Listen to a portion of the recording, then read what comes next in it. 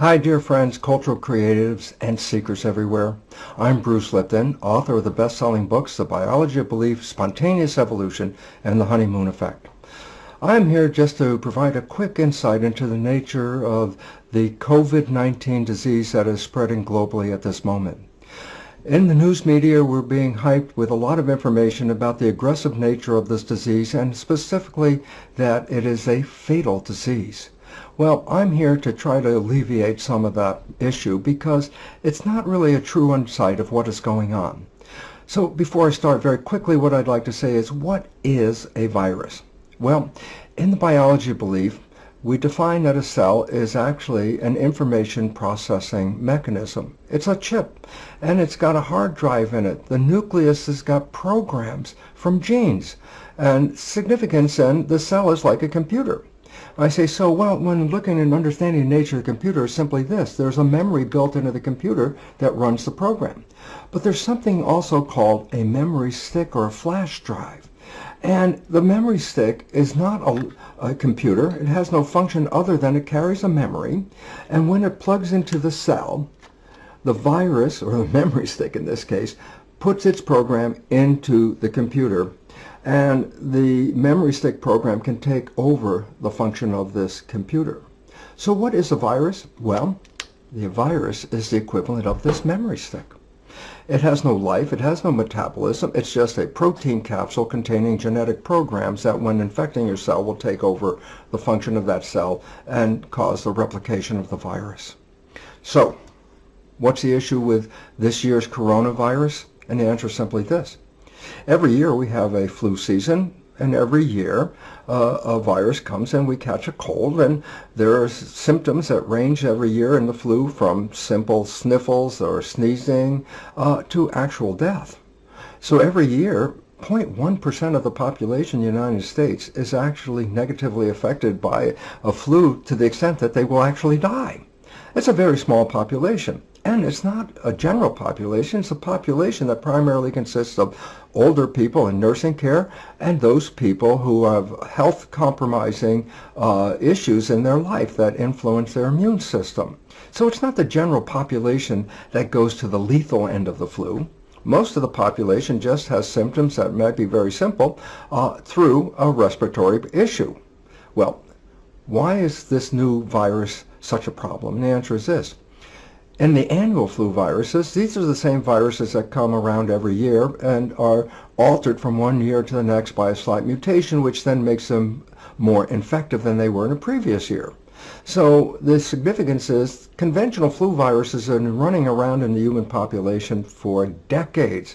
And so most of us have built up some immunity to characteristics of these flu viruses so that even a mutated virus that will show up next year for the next year's flu will have cross-reactivity with viruses we've already dealt with. So we can alleviate the symptoms of flu by having immunological memory of previous flu infections. What's different in this one is the coronavirus that is now affecting the human population has never been in the human population before, so none of us have any pre-existing immunity to this particular virus. Point, we're all susceptible to getting the virus and having the flu. Yet, something's a little more different about it because without any previous experience, this virus is more aggressive than previous viruses. More people are going to get it because of lack of previous exposure, and as a result, also the symptoms can be much greater. So that we're finding in the current coronavirus, symptoms may range from nothing more than sneezing and coughing to full-blown respiratory problems. Now, the important part is this. Yes, there's always a population that will succumb to this virus. Every year it's 0.1%. This year it's going to be a little bit higher. Why? Because there are still people in that same cohort that will get the virus, but have a worse response because of no previous exposure to this virus. So yeah, who are the people that will die from this virus? Well, they're essentially the same group of people that die every year from the same kind of flu virus, and that is those that are elderly and under hospital care or nursing care, and those whose immune systems are already compromised. Point is very simple. We're all going to essentially get this virus because we hadn't had it before. A few percent are going to get very serious respiratory issues. But let me stop right there for this point, because those respiratory issues from the coronavirus are easily treatable by the medical profession. Using ventilators and respiratory drugs, we can handle them. Then the ones who die are still the same group, the same cohort of the immunologically compromised individuals. So for the average person, we will get a flu, no doubt about it.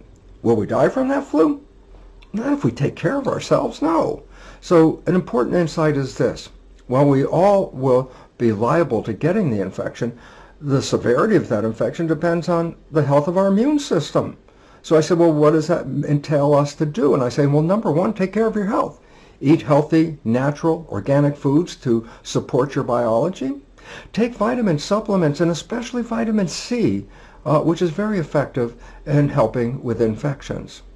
And more importantly is stop worrying, because worrying causes stress, and stress releases stress hormones into the body. And the simple fact is this: stress hormones shut down the immune system in an effort to really take the energy of the body and get it ready for fight or flight, running from that proverbial saber-toothed tiger. So basically it says this: stress hormones are released into the body, shut down all functions not necessary in running away from a threat. And I say, well, that includes the immune system. I go, absolutely. And in fact, stress hormones even used therapeutically to shut down the immune system. When doctors are going to transplant an organ into a person, the recipient of the foreign organ is given stress hormones before the operation. This actually inhibits their immune system, so when the graft is made, the recipient's immune system isn't so aggressive in fighting that graft. So stress hormones are therapeutically used to shut down the immune system. And yet, when we start to hear the news and the fears and the threats that are keeping bombarding us from the media, we're naturally starting to release stress hormones. And as we release these stress hormones, we compromise our own health. So a very important insight into this thing is this: it is not lethal for almost the entire population, a small percent of the population. And in fact, it looks like right now, less than 1% of the population is going to be affected by this in a sense of dying, mortality. So my message is very clear and very simple. Most of us are going to get this virus, that's a fact. Do we have to have extreme problems with this virus? I say no. If we take care of ourselves, as I said, take care of your physiology and your consciousness. Be happy. Stop focusing on the fear, which is self-creating the stress hormones. And more importantly, recognize this: there are many alternative complementary health providers that can help us keep strong and keep our immune system operating. I would actually understand the best thing to do is to go see your chiropractor, your acupuncturist, your naturopath, your massage therapist. All of these modalities are really helping bring health and harmony to the body. And the more health and harmony we bring into the body, the less the symptoms will affect us. So, simple conclusion: if your health is compromised, then do everything possible to protect yourself from getting an infection. But if you're like the vast majority of the population, take care of yourself. Take care of your loved ones. And in fact, take care of the people in your community.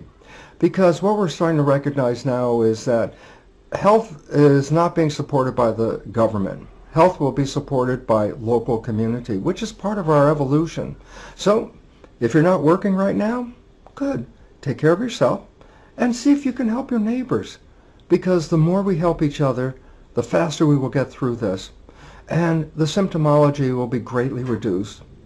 And as we know, from China and South Korea, whose infections have almost stopped at this point, that this epidemic will come to an end very soon.